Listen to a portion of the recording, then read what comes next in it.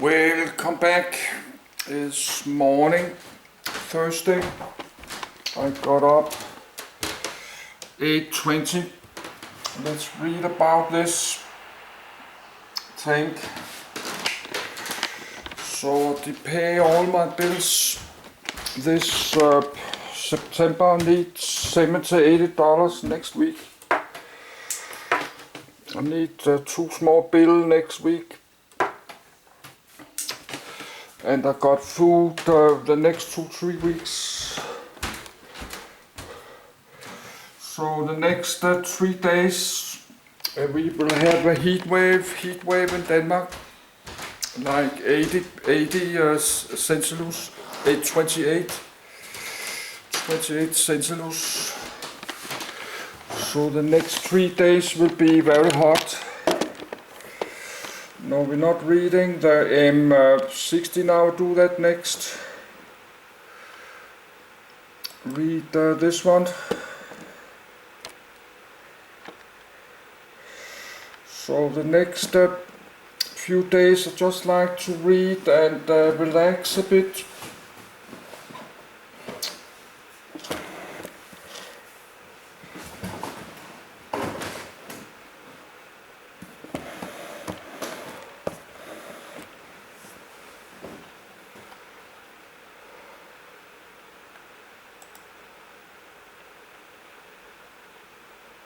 MBT-70.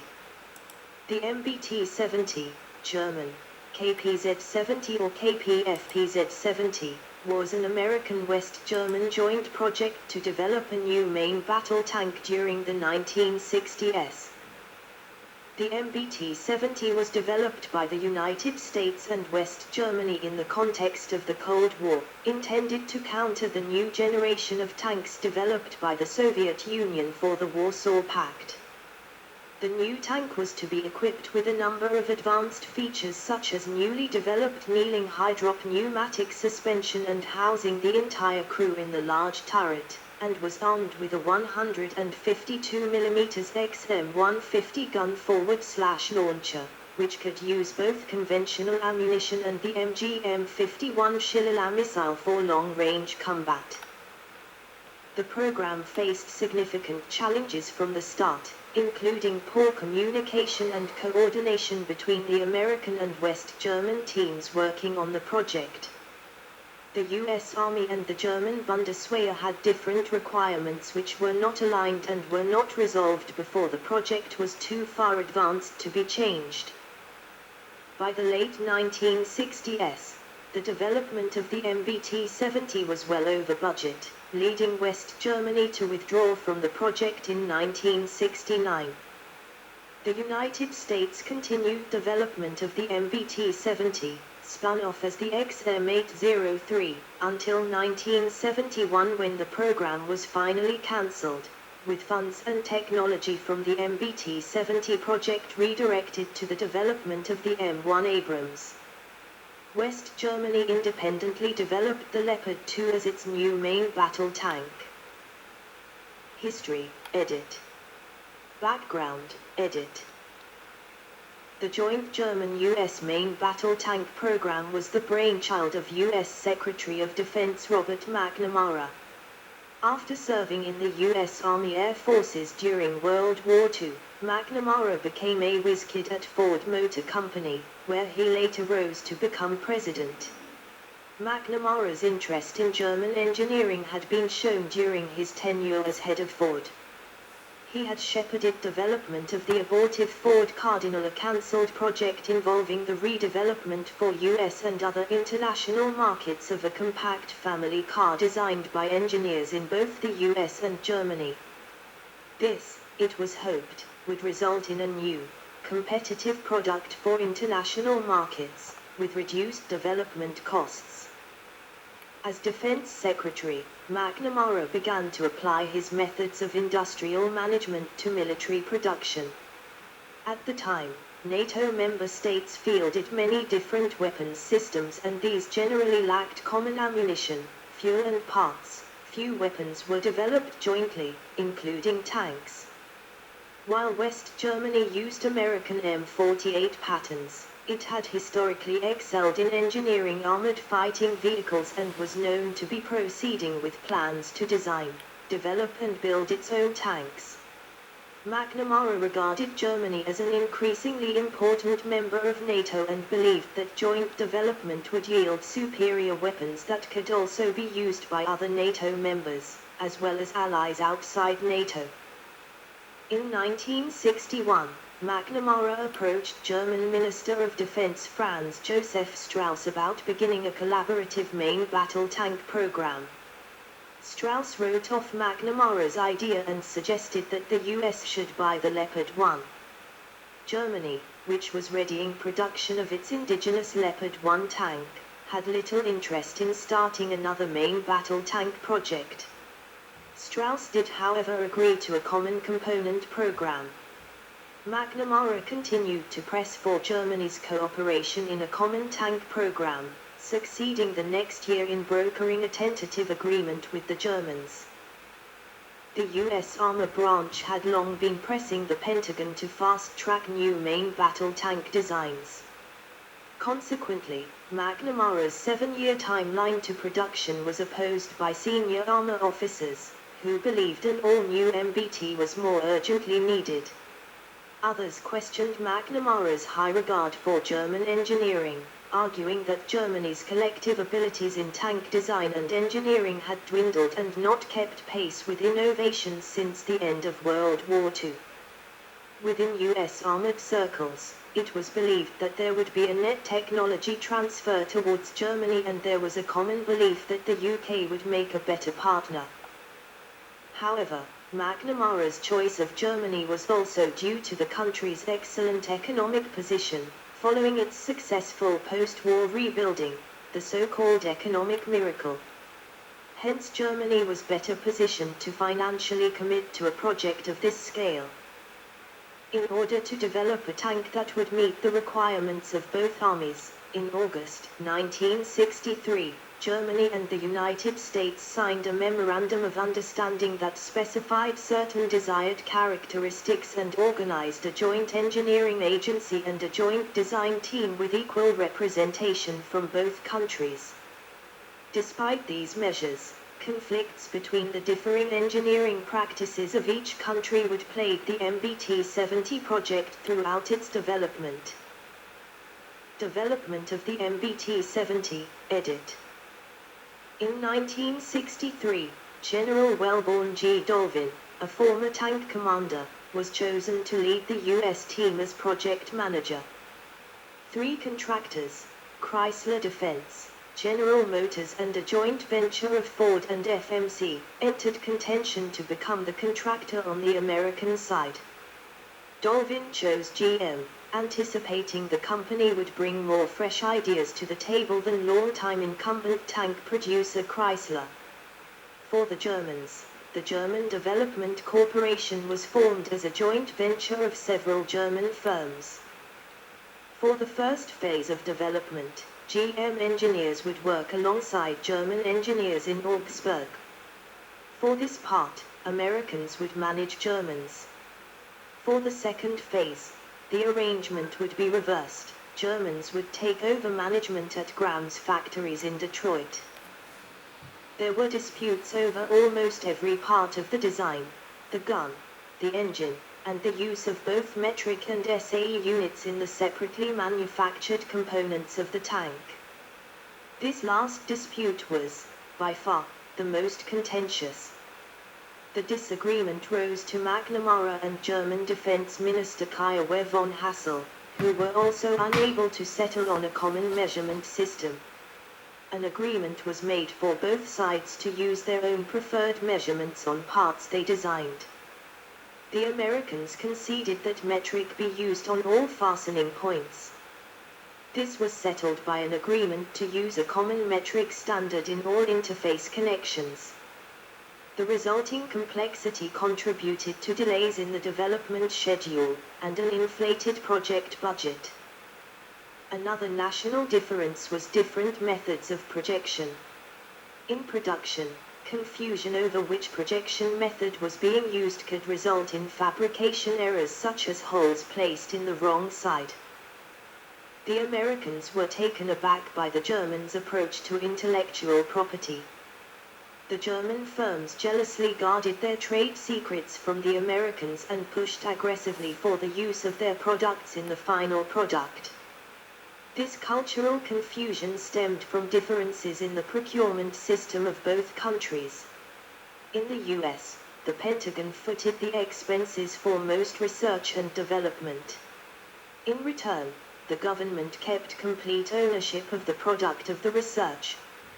German firms conducted research and development under government contracts like in the US, but retained all the rights to their design. There was thus a great incentive for German firms to solicit orders for their designs. Dolvin stepped down in October 1966 to assume command of an armored division.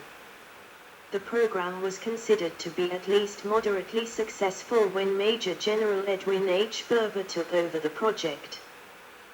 Nevertheless, many problems with the tank's political future arose in the US. When a design was finalized in 1965, U.S. program costs were estimated at $138 million.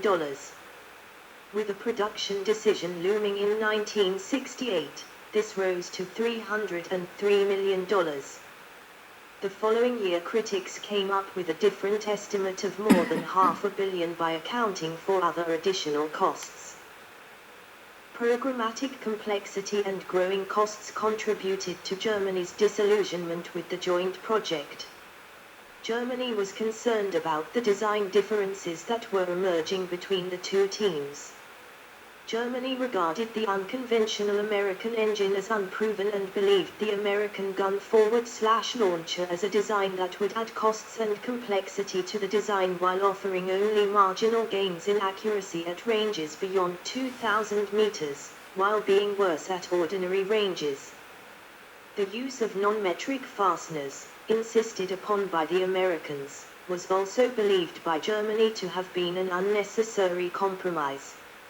In 1965, Germany reduced its financial commitment to the program, claiming it was unable to pay for its half of the expenses. By 1969, Germany had reduced its involvement with the project, which was becoming a political embarrassment within the Bundeswehr. Germany reduced its Detroit office presence to a mere skeleton crew. Germany sought to reduce the size of its KPZ-70 purchase, originally 500 tanks, if not cancel it altogether.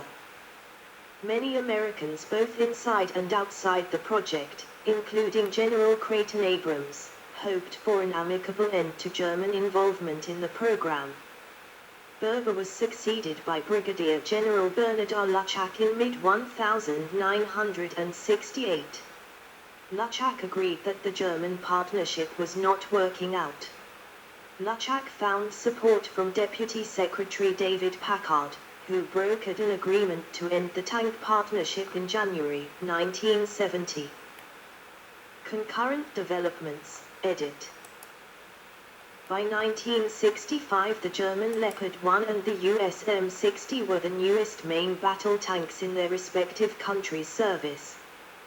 They were armed with the M68 105mm rifled gun, developed from the British 105mm L7, and designed to counter Soviet T-54 forward/55 tanks, which they successfully did, according to Israeli combat experience. But it became very clear that due to the same experience the next generation of Soviet tanks would have increased firepower and protection, and both designs would be placed at a disadvantage by the new smoothbore gun in the T-62. An upgrade project for the Leopard was planned, but it appeared this model would not be enough of an advance to be worthwhile. Design, edit. Interior arrangement. Gunner's station in right foreground, commander's station to his rear, driver's rotating capsule partially obscured in left side of turret. Many features of the MBT-70 were ahead of their time. The vehicle used an advanced high-drop pneumatic suspension system that allowed for fast cross-country speeds even though it was to weigh 45 tons, 50 short tons. The suspension could be raised or lowered on command by the driver, down to put the bottom of the tank just over 4 inches, 100 millimeters, from the ground, or up to 28 inches, 710 millimeters, for cross-country running. The MBT-70 was designed with a low silhouette, unlike the M60, one of the tallest tanks ever built. The MBT-70 ended up very low, just over 6 feet, 1.8 m, from the floor to the turret roof. This left no room in the hull for the driver, who had to be moved into the turret. He was located in a cupola which was geared to rotate so that he was always looking in the same direction even if the turret turned. He could also spin the cupola around, so the tank could be driven backwards at full speed.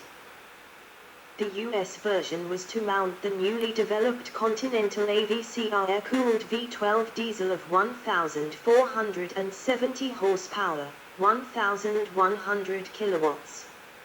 German versions originally used a similar Daimler-Benz model, but later moved to an MTU design of 1,500 horsepower, 1,100 kilowatts. The MTU unit could be easily swapped out of the tank, along with the drivetrain, in 15 minutes. Both versions could reach 43 miles per hour, 69 kilometers per hour, on their engines, compared to 31.06 miles per hour, 49.99 kilometers per hour, for the T62. Armament, edit. The MBT-70's main armament was a stabilized XM150 152mm gun forward/launcher, a longer-barreled and improved variant of the XM81 gun forward/launcher used in the light M551 Sheridan and the M60A2 Starship. This gun forward/launcher could fire conventional 152mm rounds like high-explosive, anti-personnel, M409A1 high-explosive anti-tank, heat, and the XM578E1 armor-piercing fin-stabilized discarding sabot, APFS, rounds, beehive anti-personnel rounds, but also the MGM-51 Shillelagh missile, a 152mm guided missile, which had a combat range of some 3,000 meters, 9,800 feet. In the 1960s, the effective combat range of the 105mm L7 tank gun was considered to be about 1,800 meters, 5,900 feet. The XM578 APFS round was made of a newly developed tungsten alloy, which was 97.5% tungsten. This new alloy had a density of 18.5 G times centimeter cubed, which was a big improvement compared to the older tungsten carbide APDS and APFS rounds. Another new feature of the ammunition was that the tank rounds were caseless, i.e., they had combustible cases. The MBT-70 was equipped with a laser rangefinder and a 26-round autoloader in the turret bustle. Although the autoloader was supposed to be capable of loading both missiles and combustible case tank rounds, the German Rheinmetall autoloader was prone to deforming the ammunition's fragile combustible cases. The Americans substituted the German autoloader with a General Motors design, which increased the ammunition capacity to 48 rounds. Italy had also contributed to the XM150 as the automatic loading system was built by Otto Mellera, now Leonardo.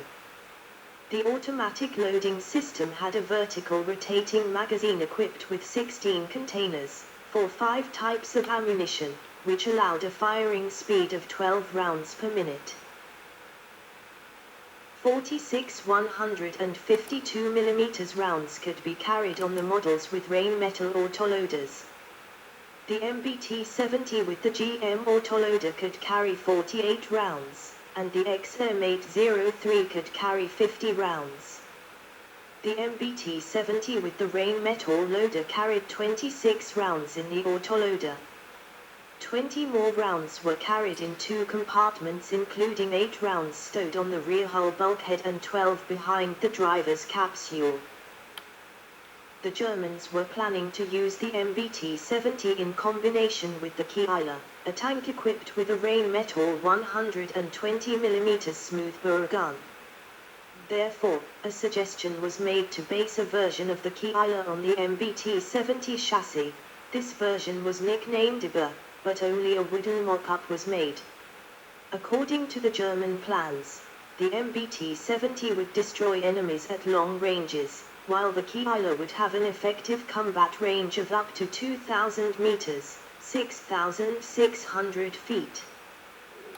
The secondary armament of the MBT-70 consisted of a remote-controlled 20mm RH-202 autocannon, with storage for 750 or 660 rounds, for use against aircraft and light armored vehicles.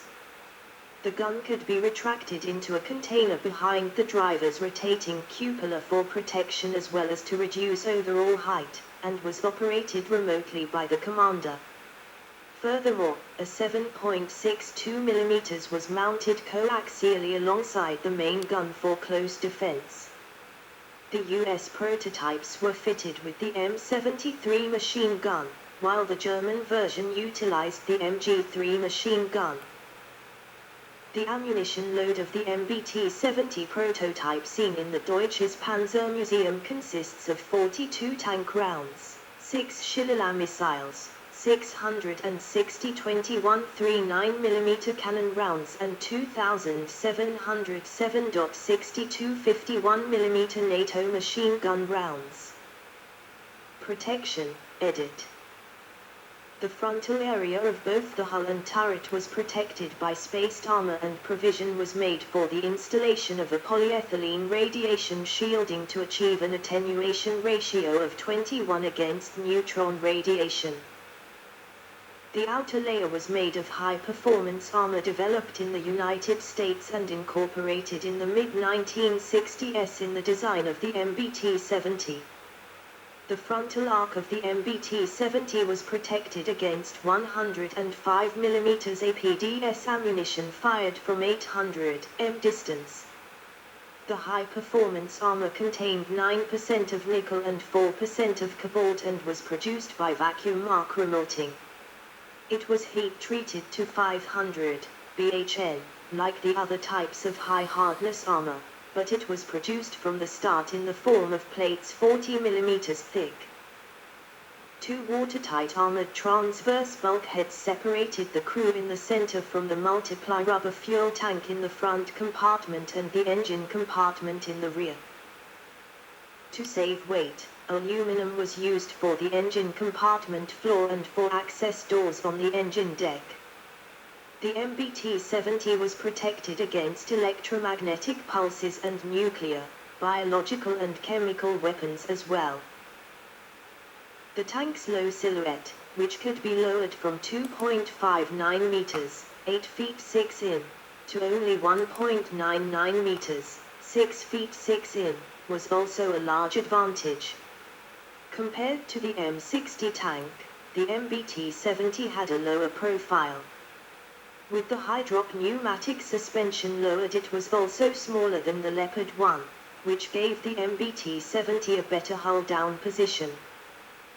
The MBT-70 was equipped with 8 XM176 smoke grenade dischargers. Each discharger barrel contained 2 smoke grenades, one an M8HC and one M34WP.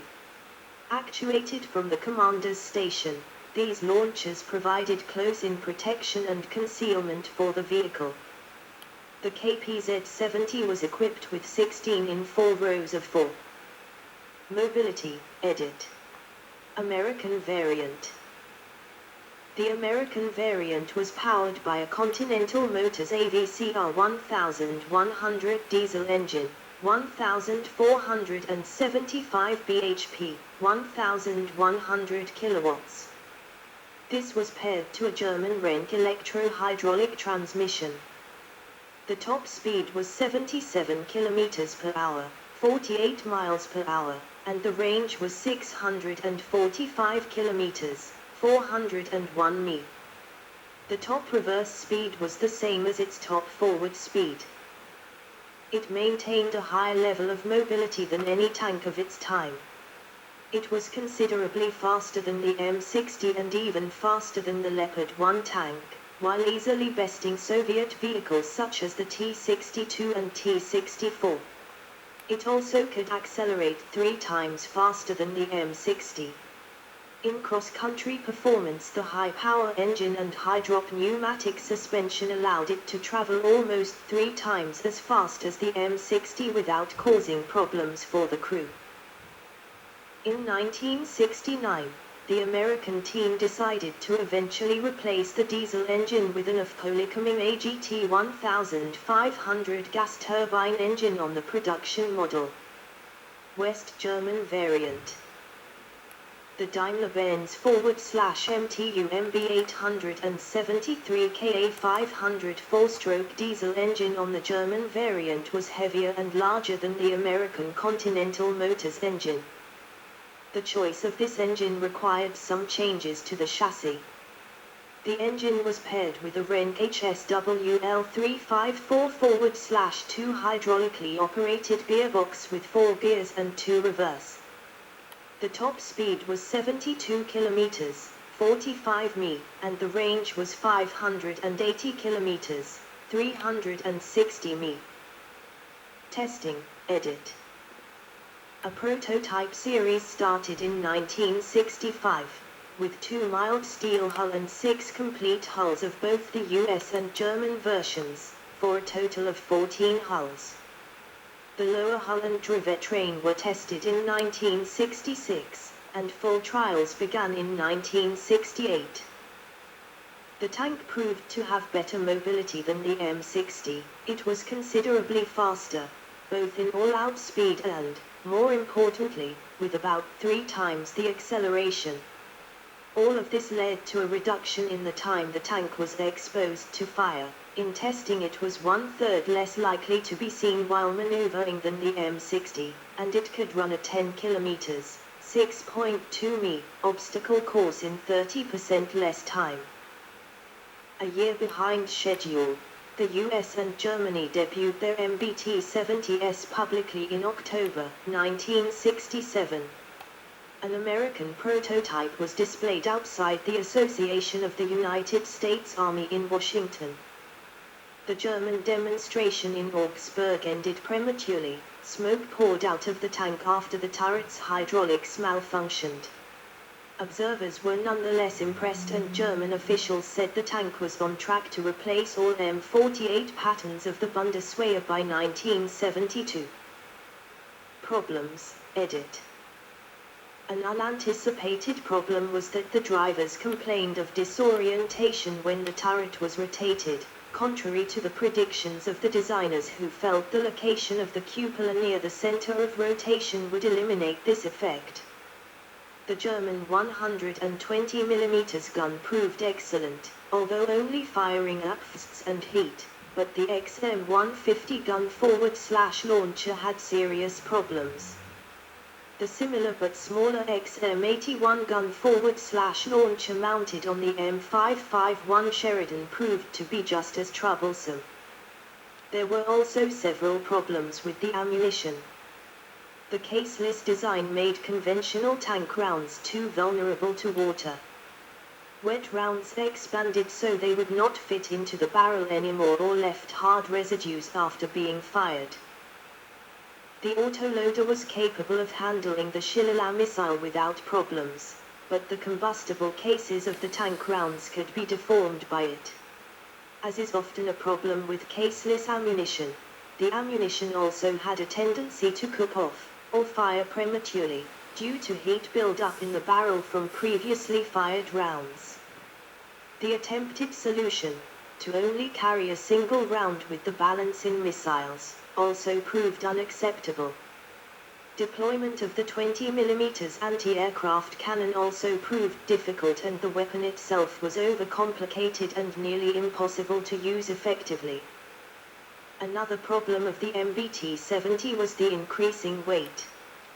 While at the beginning of the project, a weight of some 46.3 tons, 45.6 long tons, 51.0 short tons, was projected, it increased to 54 tons, 53 long tons, 60 short tons, during development, which forced the designers to redesign some elements, so that finally a weight of 50.3 tons